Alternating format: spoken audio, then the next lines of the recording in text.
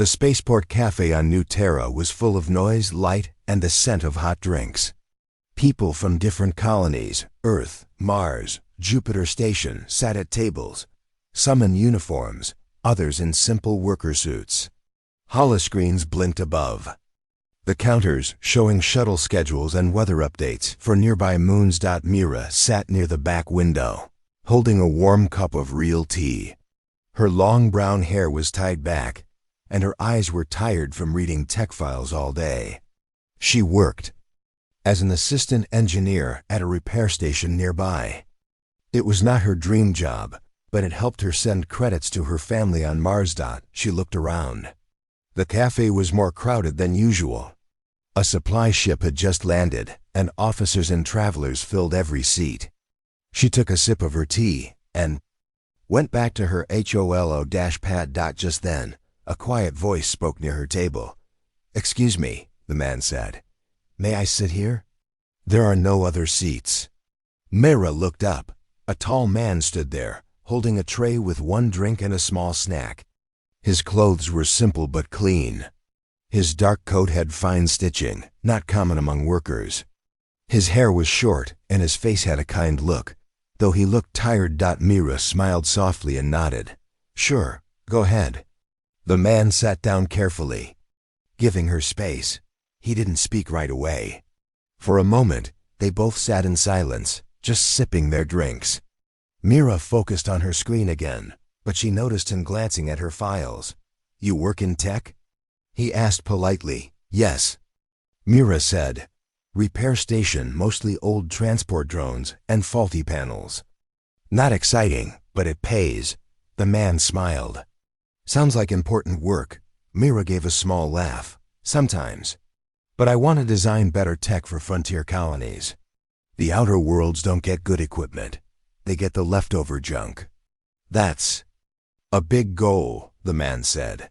"Designing for colonies. That takes vision."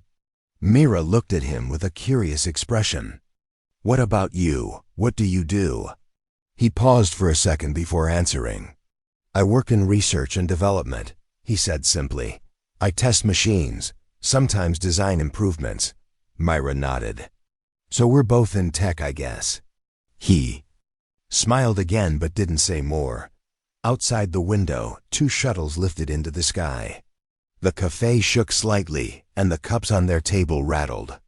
Mira held hers still. She noticed something strange. Most people who tested machines didn't wear coats like his, and his hands didn't have any burn marks or oil stains. But she didn't ask. She didn't care about status-only truth. "What's your name?" she asked after a while. "Yalan," he said. "And yours, Mira?" They shook hands across the table. His grip was gentle but firm. Their conversation slowly opened up. Yalan asked about her dreams, and Mira told him how she studied at a small tech school, how she fixed broken tools as a child on Mars, and how she wanted to make life easier for workers and settlers. "I think humans are special," she said. "We survive where machines fail. We don't give up." Yalan listened carefully. He didn't interrupt. His eyes showed interest, not just politeness. He spoke about old Earth machines and books. They both laughed when they found out they loved the same book series about a space captain who solved problems with kindness and logic. As they talked, Mira felt like she had known him for a long time. He wasn't loud or proud like many men she met in the city. He was calm, quiet, real. After an hour, the cafe began to empty. A shuttle departure had cleared some of the crowd. The noise lowered. Mira checked the time. "I should go," she said. "I have early repair duty tomorrow." Yalan stood up with her. "Thanks for the company," he said. "Thanks for not being annoying," she joked. Then she smiled. "Maybe I'll see you again." "Maybe," he said. They walked out together. Outside, the night was clear. 2 moons shined above the colony towers. Bright signs flashed across walkways, and ground cars zoomed by. Before going separate ways, Yalan looked at her. "I think you'll design great things one day, Mira." She blinked. "How do you know?" Because you care, he said. Then he walked away. Back in her tiny apartment, Mira looked out the window. She kept thinking about the man from the cafe. Yalan, she reminded herself, he was different. What she didn't know was that across the city, in a tall building with glass walls and quiet halls, Yalan stepped out of a private transport and entered his high-security home. A housekeeper greeted him. "Welcome back, sir. Miss Nia is waiting in the garden." He smiled. "Thank you." Yalan walked through the quiet hallways and found his daughter Nia, a bright girl of 10, playing with a robot dog. "Papa!" She shouted and ran to hug him. He picked her up and laughed. "Did you behave today?" "I taught Robo how to sit," she said proudly. "Very impressive," Yalan replied. "I met someone interesting today." Nia tilted her head. "A new scientist?" "No," Yalan said. "Just someone honest, someone real." He didn't tell Nia or anyone else that for the first time in many years, he had felt something close to peace, not because of the cafe, not because of the tea, but because of a girl who let him sit at her table without knowing or caring who he really was. And somewhere in the colony night, Mira lay awake too, wondering about the quiet man with kind eyes who liked the same old book she did. The next morning, Mira arrived at the repair station just after sunrise. The colony sky was painted in soft pink and blue, and the air was cool. She wore her brown work uniform and tied her hair into a bun. As she walked through the metal gates, she passed rows of broken machines and damaged drones waiting to be fixed. Inside the workshop, tools hummed and sparks flew. Mira's friend Rick waved from his workbench. "Morning, Mira. You look peaceful today. Did something good happen?" She smiled and shrugged. "Just had a nice talk with someone at the cafe last night." "A guy?" Rick asked with a grin. Mira rolled her eyes. "Just a person. Kind. Different," Rick laughed. "Well, whoever he is, you're glowing." Mira ignored the teasing and got to work. Her hands moved fast, her mind focused. But her thoughts kept returning to Yalan, the quiet man with gentle eyes, the one who listened without judging. Elsewhere in New Terra, Yalan stood in a large, silent lab at the top of a tall building. Transparent walls showed the city below. Holoscreens floated around him, filled with blueprints, numbers, and machine models.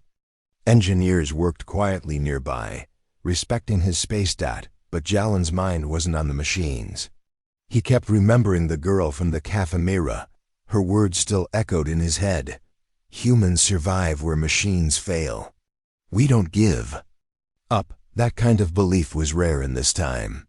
In a world ruled by data and logic, people had become cold, mechanical.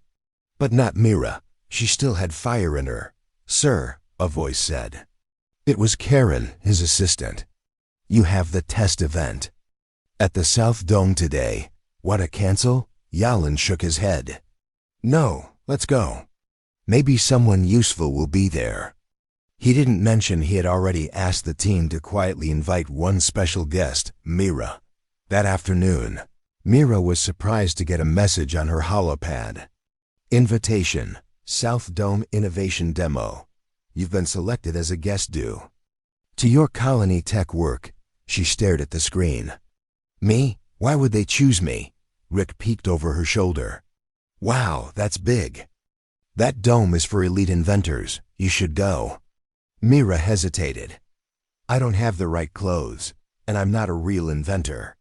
"You're the only one here who fixed the AI loader when even the boss gave up," Rick said. "That makes you a real inventor to me." She smiled, then nodded. "Okay, I'll go." The South Dome was huge and bright, made of clear steel and solar glass. People in sharp suits and smooth uniforms filled the space. Holograms of machines floated in the air, each with logos from famous tech companies. Mira walked in wearing her plain uniform and a clean jacket. She felt out of place, but kept her head high. She was here to learn, not to impress. Then she saw him, Yalan. He stood near a stage, speaking with two engineers. He looked different now, more confident, more respected. People listened when he spoke. Mira stared in surprise. So he wasn't just some simple tester. He saw her and smiled, walking over. "I'm glad you came," he said. "You invited me?" She asked, shocked. He nodded. "I wanted your opinion on something. But you didn't tell me you were." "I don't like leading with titles," he said. "People treat you differently when they know." Mira crossed her arms. "You could have told me the truth." Yalan lowered his voice. "I liked being just Yalan to you. No spotlight, no name tags. Just real talk." She stayed quiet for a moment. Then she looked around. "So, what do you want my opinion on?" He led her to a side booth where a large drone hovered silently. "This is a supply drone for harsh zones. It can carry medical kits and food to faraway colonies," Yalan said. Mira studied it. "Too many moving arms. Dust storms would block those vents. And the thrusters are too low, it'll sink in swamp zones." Yalan smiled. "Exactly what I thought. But the design team disagreed. Now I can prove them wrong." Mira raised an eyebrow. "You needed me to prove that." He looked at her, serious now. "You see things others miss. Not just the machine. The people who use it." Mira was quiet again. No one ever said that to her. After the event, Yalan offered to walk her to the transit station. "I thought you were just another worker like me," she said as they walked under colony lights. I'm a worker like you," Yalan replied. "I just happen to own the lab." "Do all lab owners walk around asking for cafe tables?" He laughed. "Only when they're tired of boardrooms and fake smiles." She smiled too. "Well, thank you for inviting me and trusting my words." He nodded. "Would you come again to the lab as a guest tester?" Mira thought for a moment. "Maybe, if I can still drink tea and argue about machines." "That's a promise," Yalan said. Back at home, Yalan sat beside Nia in her room. She showed him her homework, a small robotic arm she had designed with help from the house. "You're getting better," he said, patting her head. "Papa, are you smiling again?" she asked suddenly. He looked at her. "You didn't smile much before," Nia said.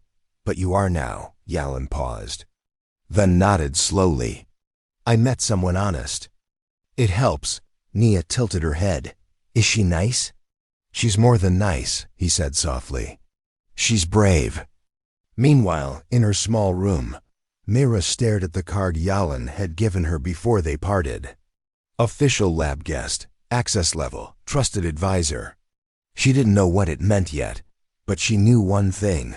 This strange new connection might be the start of something greater, something that could change not just her life, but the lives of many. She put the card on her shelf, right next to her oldest toolkit. Both were gifts of trust.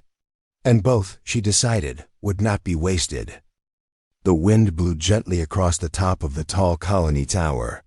The night lights of New Terra blinked in the distance like stars. Yalan stood alone on the balcony, hands in his coat pockets, watching the city below. His face was calm, but inside, his thoughts were heavy. He had spent the day working with engineers and reviewing Myra's suggestions. Her ideas were simple but strong. She thought about the users, the field workers, the settlers. That was rare. Most designers only thought about style or speed. But it wasn't just her ideas that stayed in his mind. It was her honesty, her courage, her clear way of speaking, even in front of someone like him. He sighed. It had been many years since someone spoke to him like that, not afraid, not trying to impress him. Just real. Behind him, a soft voice called, "Papa?" He turned around and smiled. Nia, his 10-year-old daughter, stood in the doorway, wearing a long shirt with robot prints. "You should be sleeping," Yalan said gently. "I had a bad dream," she said. "Can I stay with you for a while?" Yalan nodded. He walked back inside, sat on the soft chair, and pulled her into his lap. She leaned against him quietly. "Was Mama in your dream again?" he asked. Nia nodded. Her eyes were wet. She was flying, but then she disappeared into the stars. Yalin hugged her close. Mama loved you very much. Do you miss her? She whispered. Every day, he said. 3 years earlier, Jalin's wife had died in a shuttle accident. She had been a scientist, brave, clever, and full of life. They built their company together, side by side. After her death, everything felt cold, empty. Yalin had buried himself in work, hiding his heart from the world. He became known across New Terra as a quiet genius, rich, powerful, but distant. He didn't let anyone close until now. The next day, Mira stood at the gate of Jalin's lab, holding the guest card in her hand. She wore her best work jacket and clean boots. She was nervous but tried not to show it. When the door opened, a kind woman named Laura greeted her. Miss Mira, welcome. You're expected. Mira followed her through wide halls full of soft lights and smooth machines. Workers moved silently. The air smelled like clean metal and soft oil. She was brought to a test room where Yalin waited with his assistant. Karen, glad you came, Yalin said with a small smile. Glad you invited me. Mira replied, standing straight. Karen handed her a tablet. We want your thoughts on a field drone designed for farming colonies. Mira read the data quickly, then walked to the table where the drone stood. The arm extension is too weak, she said. It'll snap under pressure. And the battery. Heat levels are too high for warm zones, Yalin nodded. Keep going. Mira continued for 20 minutes. She didn't hold back. When she finished, Karen looked surprised. Very sharp, he said. Most testers miss half of that. Mira smiled. I grew up fixing machines that other people gave up on. After the test, Yalin walked her out. You're not like the others, he said. I'm not trying to be, she replied. He looked at her for a moment. How would you feel about working here part-time? We'll pay well, and you'll have full design freedom. Mira paused. Why me? Because you care, he said simply. That matters. She thought for a moment, then nodded. Okay. But I don't want special treatment. You'll get honest treatment, Yalin promised. A few days later, Mira started working part-time at the lab while still helping at her old station. She balanced both worlds, one with advanced machines, and one with broken parts and poor workers. One evening, she stayed late in the lab to finish a design test. As she packed her things, she heard small footsteps near the hallway. Then she saw a little girl peeking from behind the corner. Mira knelt down. Hello there. The girl walked closer. You're Mira? Yes. And you are? Nia? Mira smiled. Nice to meet you. I saw your robot bird, Nia said. It's pretty. Mira pulled out the small model from her bag and showed her. I made this when I was 12. It still flaps. Nia's eyes lit up. Can you show me how to make one? Of course, Mira said. They sat on the floor near the window and built a new paper model together. A few minutes later, Yalin walked in and paused at the door. He saw Mira and Nia sitting together, laughing softly as the little bird flew across the room. He didn't say anything. He just watched. Something warm filled his chest. That night, Yalin stood on the same balcony again. But this time, his heart didn't feel so heavy. Mira had entered his life by chance, but now, she was becoming part of something more. Not just his lab, but maybe his world. Meanwhile, at Mira's old repair station, trouble was rising. The company owner called a sudden meeting. We've received an offer, he said. An alien corporation wants to buy our station. They'll turn it into a cargo port. We may lose our jobs in 2 months. Workers began whispering and shouting. Mira stood up. We can't let that happen. This station helps hundreds of workers across the city. The owner shrugged. I don't have a choice. We're already losing money. Mira clenched her fists. She had seen this before. Big companies taking over small places, pushing out workers. Breaking loves. She walked out, angry and sad. Later that night, Yalan saw her sitting quietly in the lab garden. What happened? He asked. Mira told him everything. He listened without interrupting. Then he looked up at the stars. I might know someone who can stop that deal, he said softly. Mira stared at him. Are you serious? I never joke about people's lives, he said. Mira nodded slowly. If you can help. Thank you. Yalan didn't tell her the truth, that he was the one who secretly stopped the takeover the next morning. He did it quietly, using his name, his power, and a few silent credits. He didn't want praise. He just wanted her to keep believing. In the days that followed, the station was saved. The deal was canceled. Workers cheered. Mira knew someone had helped, but didn't know who. Back in the lab, she kept working hard, designing tools for those who had no voice. And little by little, without even knowing it, she was stepping deeper into a life where her skills, her heart, and her voice would be needed more than ever. The city of New Terra shined brightly under its artificial sky. Lights danced across tall towers, and move-in walkways glided quietly above the streets. People rushed around, but inside the glass walls of Jalan's lab, everything felt calm. Mira sat at her workbench, deep in thought. In front of her was a sketch of a compact rescue drone, her latest design. It was small but strong, made for disaster zones on distant planets. As she adjusted a tiny part, a soft voice came from behind. You've been here since early morning, Yalan said. You haven't even taken a break. Mira looked up and smiled. I want to finish this. It might save lives one day. Yalan walked closer, nodding. You've made it lighter than the old model. Smart. She looked at him, her eyes steady. I grew up watching people suffer because tech failed. I want to change that. Yalan saw something in her expression, something powerful. Not just skill, not just hard work, but heart. Come with me, he said suddenly. There's something I want to show you. They walked through the quiet halls to a private room. When the door opened, Mira saw a smooth floor with a glowing platform in the center. Around it, models floated in the air, machines, structures, even cities. Jalen pointed. This is our next big project, a tech base for outer colonies. We're designing everything from water filters to medical pods. Mira's eyes widened. You're building a whole future. We need someone who understands real problems, not just numbers. We need you, Yalan said. Mira was silent. This was big, bigger than anything she had ever done. But before she could reply, the door opened. Karen, Jalan's assistant, stepped in with a tablet. His face was serious. Sir, the expo event begins in 1 hour. You're scheduled to speak first. Yalan nodded, then turned to Mira.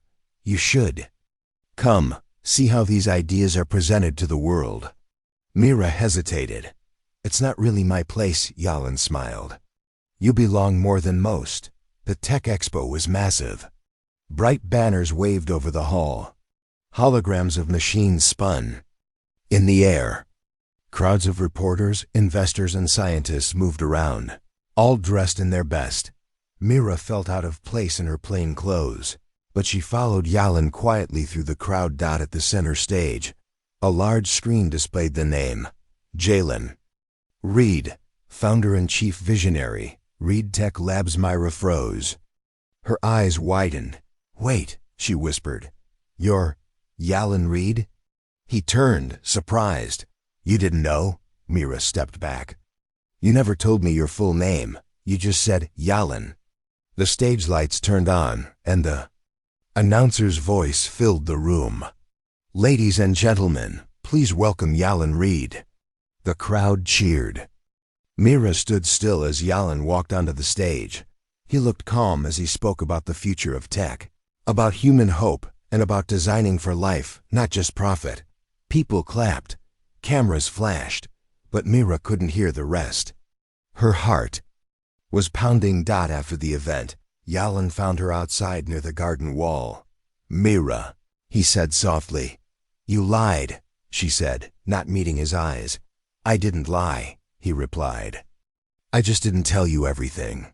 You knew I didn't recognize you. You let me believe you were someone else. I didn't want to scare you off. People treat me differently when they know. She looked at him. I treated you with respect because I thought you were one of us, a worker. Someone who gets it. I do get it, Mira, Yalin said. I've worked hard. I've seen people suffer. That's why I wanted to hear your voice without titles between us. Mira was quiet for a moment. I don't care about your money, Yalin, but I care about honesty. He nodded. Then let me prove it. Let me show you I meant everything I said. She gave a small sigh. You don't need to prove anything. Just don't hide again. He nodded. No more hiding. The next morning, Mira walked into the lab to find a surprise waiting. A small table stood near her bench, with a real pot of earth tea and 2 cups. Next to it was a handwritten note, for when work gets heavy. From a friend who doesn't want to be a stranger anymore. She smiled softly. He was trying. And that mattered. Later that day, Yalin had to leave for a meeting. Mira stayed in the lab to finish her drone model. As she tested the design, a gentle voice spoke behind her. Looks even better than your last one. Mira turned around and saw Nia standing there, smiling. I added better wings, Mira said. Want to test it with me? Nia nodded excitedly. They took the small drone to the garden, where it flew in clean circles above the flowers. I wish Mama could see this, Nia said suddenly. Mira looked at her gently. She must have been very smart. She was. Papa says she helped him build everything. You must be proud, Mira said. I am. But he gets lonely, Nia whispered. He hides it. But I see it. Mira put a hand on Nia's shoulder. He's not alone anymore. He has you, and maybe he has me too, Nia smiled.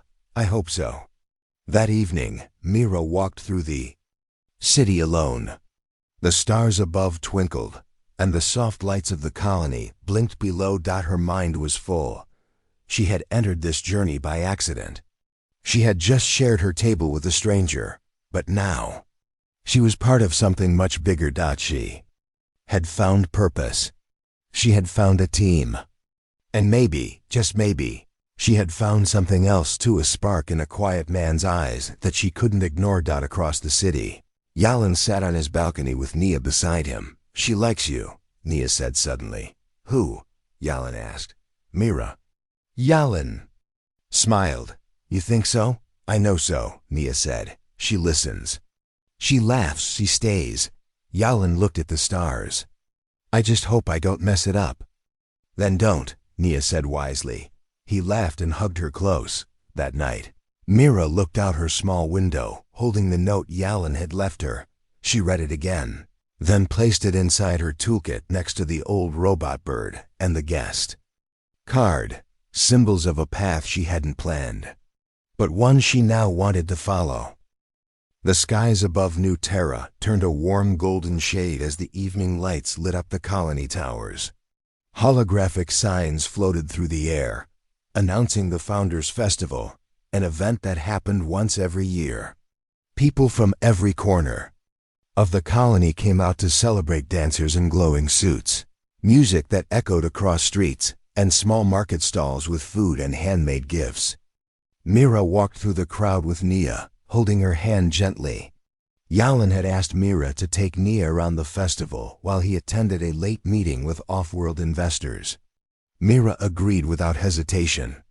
She had grown fond of Nia, and the young girl smiled more around her than anyone else. This place is so full of color, Nia said excitedly, her eyes wide as she looked at glowing balloons shaped like stars. Mira smiled. When I was your age, my festivals were just music and dusty streets on Mars. Mars sounds fun too, Nia replied. Mira chuckled. Only if you like sand in your shoes every day. They laughed together, walking through the crowd toward the food stalls. Elsewhere in the colony, Yalin stood on the upper floor of a quiet tower. His meeting had ended, and he was looking out at the festival from above. He could see tiny dots moving, bright lights swirling, but his heart wasn't in the view. He kept thinking of Myra and Nia, two people who somehow filled the quiet places in his life. Karen stepped beside him. "Everything went well, sir. Investors are on board." Yalan nodded. "Good." There was a short silence. "Sir," Karen said carefully, "you should tell Myra everything." Yalan turned his head. "I already told her who I am." "Not everything," Karen replied. "Not about the deal. The station takeover." Yalan's face became still.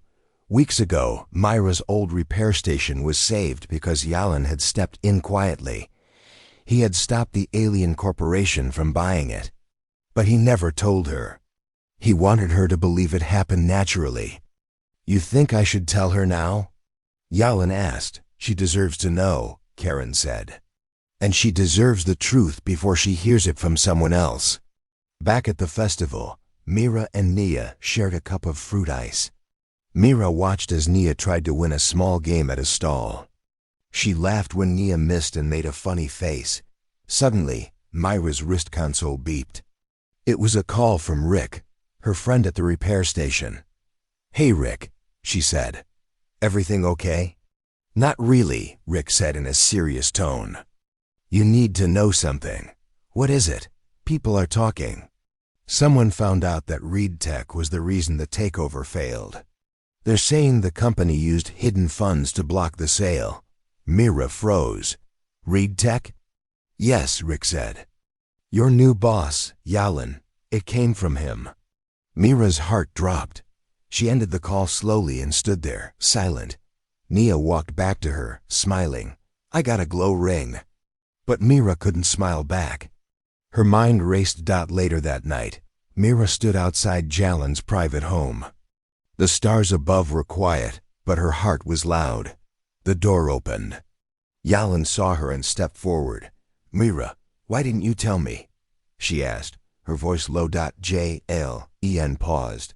"I wanted to. I was going to tell you today. You used your power to save my station and didn't say a word. I was trying to help without making you feel like you owed me." "You should have trusted me to handle the truth," Myra said. "I do trust you," Yalan said quickly. "Then why hide things?" She replied, pain in her voice. "I'm not here for your money or name. I'm here because I believed in you." "I didn't want to lose that," he said softly. Myra looked away. "Trust is lost in silence, Yalan, not words." He stepped closer. "I'm sorry." She shook her head. "I need space. I need time." Then she walked away, leaving Yalan standing at the door, alone under the stars. The next few days were quiet. Myra didn't return to the lab. She spent her time at the repair station, working harder than ever, but inside she felt torn. She had cared for Yalan not for his status, but for the person he showed her. Now she didn't know which part was real. Meanwhile, Nia sat in her room missing Myra. "Papa," she said one night, "did you make her sad?" Yalan nodded slowly. "Yes." "Then fix it." Yalan gave a small, tired smile. "I'm trying to find the right way." But before Yalan could fix anything, something went wrong.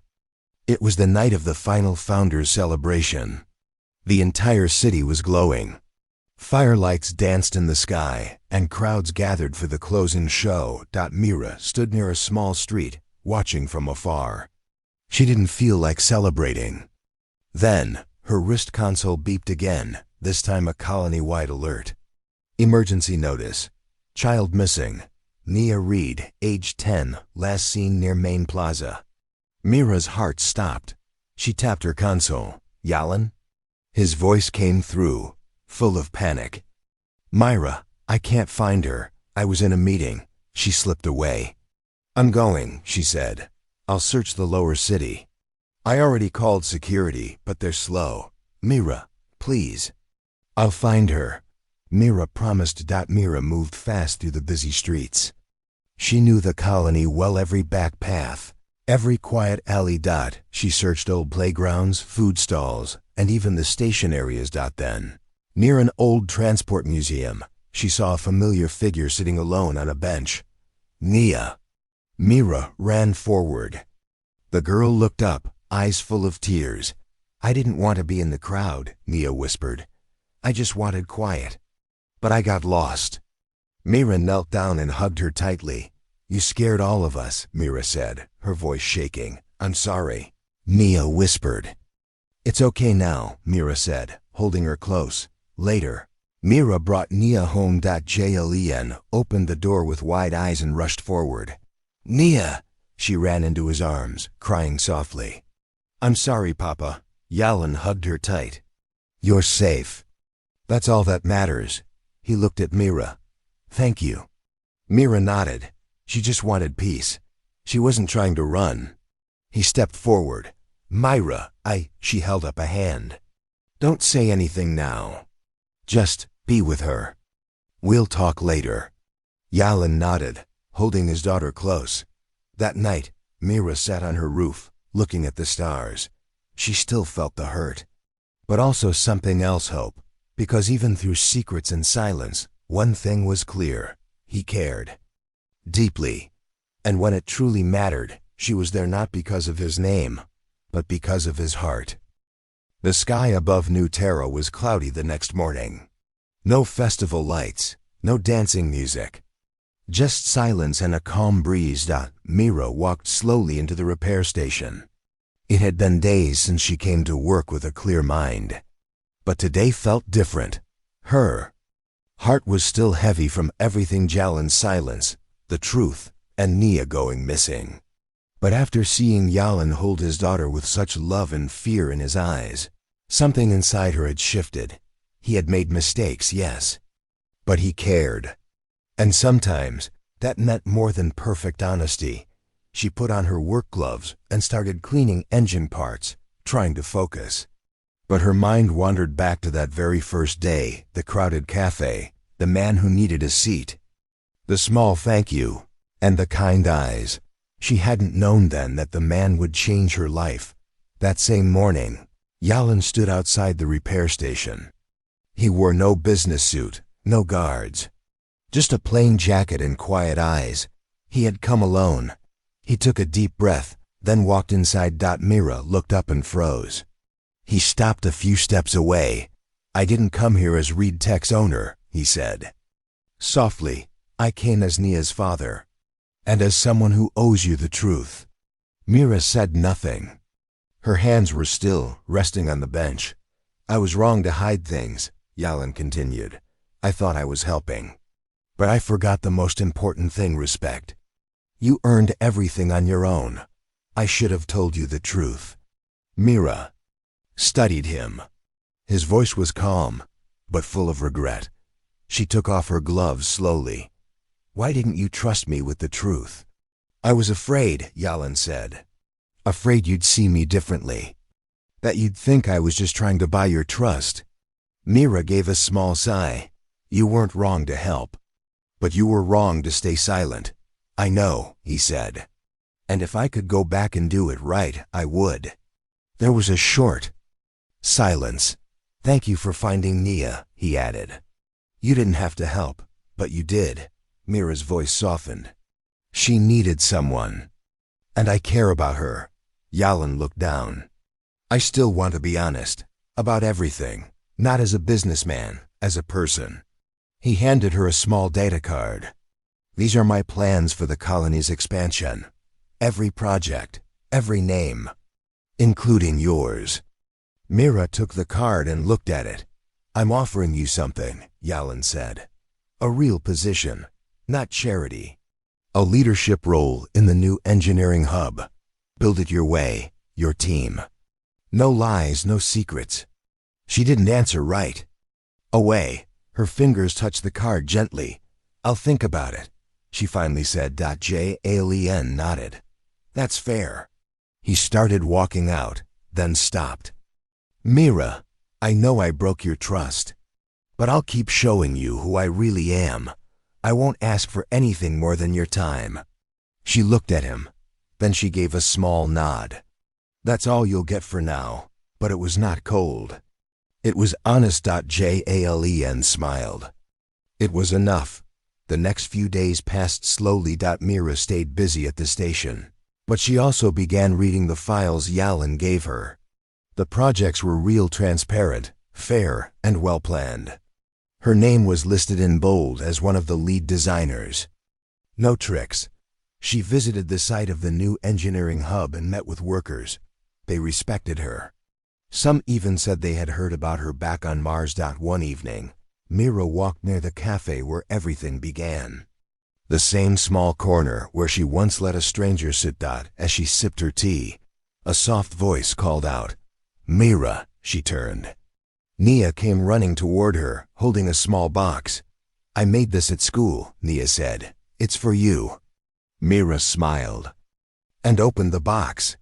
Inside was a small handmade sculpture, a mini repair station with two tiny figures standing side by side. "That's you and Papa," Nia said proudly. "Because you both fix things." Mira's heart warmed. She bent down and hugged the little girl. "Thank you, Nia," she whispered. Later that night, Yalan stood on his balcony, looking up at the stars. Mira walked beside him, her steps calm. "I accepted the offer," she said. "I'll lead the new hub." Yalan turned, surprised. "You did?" She nodded. "But not for you. For the people who need jobs, who need chances like I once did." "I understand," he said. "And I want open reports," Mira added. "Every step, full control over my team." "Done," he replied. "And no more secrets," she said firmly. Jalen looked at her with quiet respect. "No more secrets." Mira turned to leave but paused. "One more thing," she said without looking back. "You're a good father, Yalan. Don't forget that." Then she walked away, her steps strong. In the following weeks, the engineering hub began to take shape. Mira led a diverse team: humans, synthetics, and even a few alien engineers. The station buzzed with progress. Her name became known not as the woman who worked for Reed Tech, but as the one who built something lasting. Nia often visited, carrying drawings and snacks for the workers. And Yalan? He stayed true to his word. No pressure. No games, he just stayed. Nearby, supporting, listening, and learning. One evening, Mira stood outside the nearly finished lab. The walls shimmered under the setting sun. Jalen walked up beside her, holding two warm cups. "You still like cinnamon tea?" he asked. She took the cup with a small smile. "Still my favorite." They sipped in silence. "You built this," Yalan said, looking at the building. "We built it." Mira corrected him. He looked at her. "Do you think we could build something more someday?" She didn't answer right away. Then she looked into his eyes and said, "Maybe, but slowly, one truth at a time." Yalan smiled. "That's fair."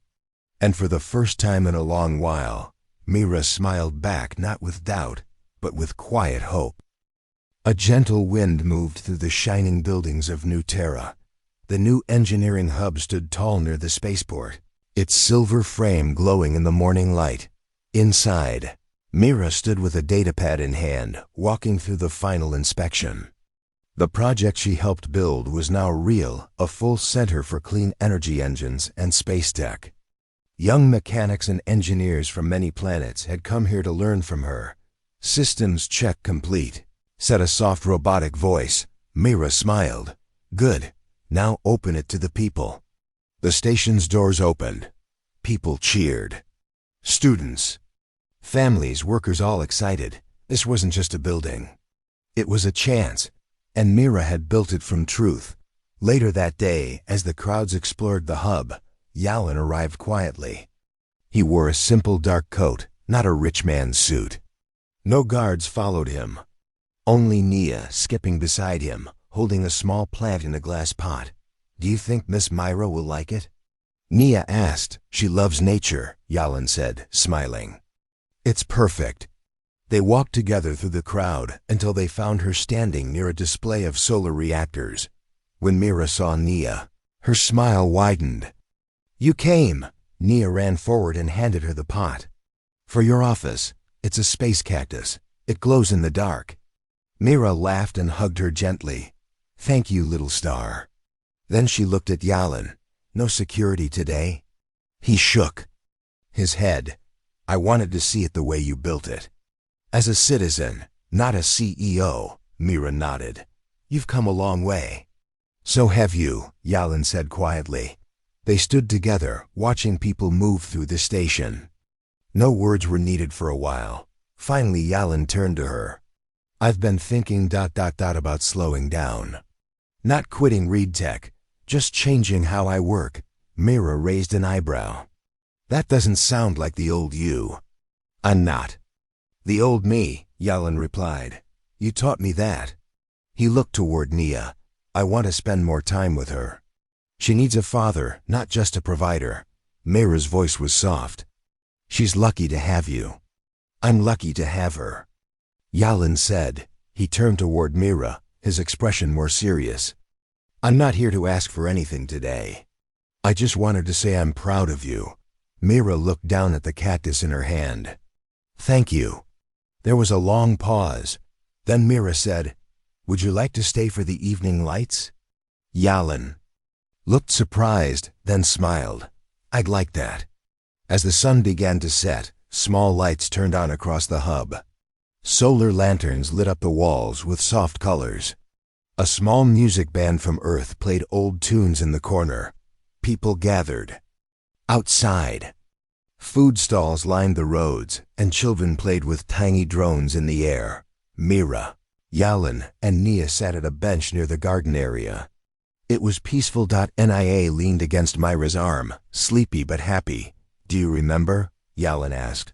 "The first time we met? That little cafe?" Mira laughed. "How could I forget? You looked lost and had no place to sit. You let me share your table," he said. "That moment changed everything." "You were just a tired man to me back then," she replied.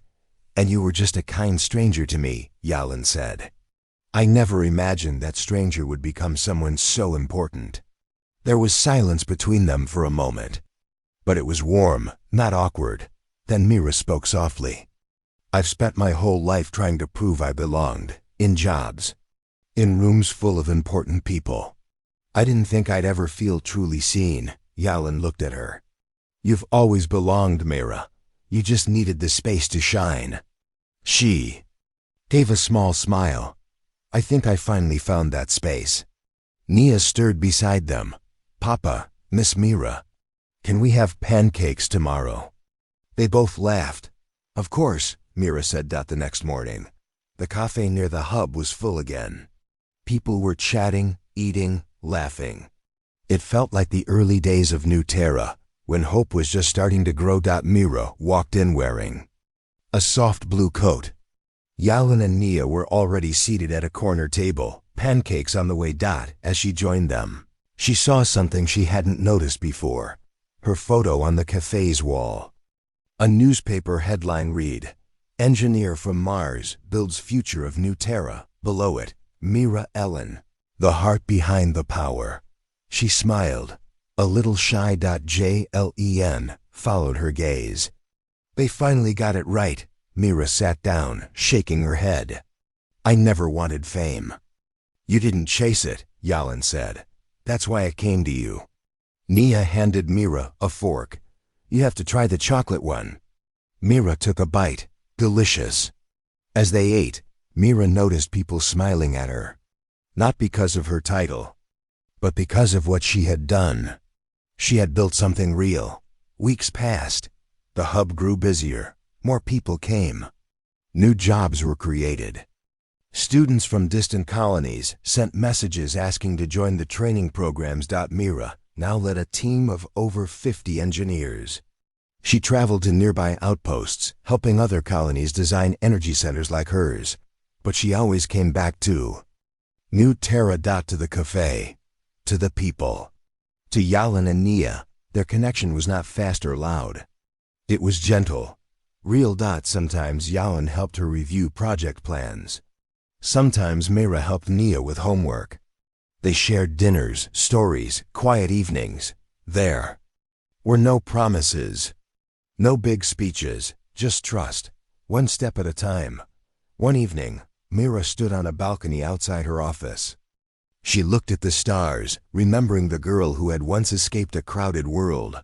Unsure of her place, now she had built a world where others could belong. Behind her, Yalin walked up holding 2 cups of cinnamon tea. "Still your favorite?" he asked. Myra nodded, taking the cup. "Still is." He stood beside her, silent. Then he said, "You changed my life." She turned to him. "We changed each other." They clinked their cups softly, like a quiet toast to new beginnings.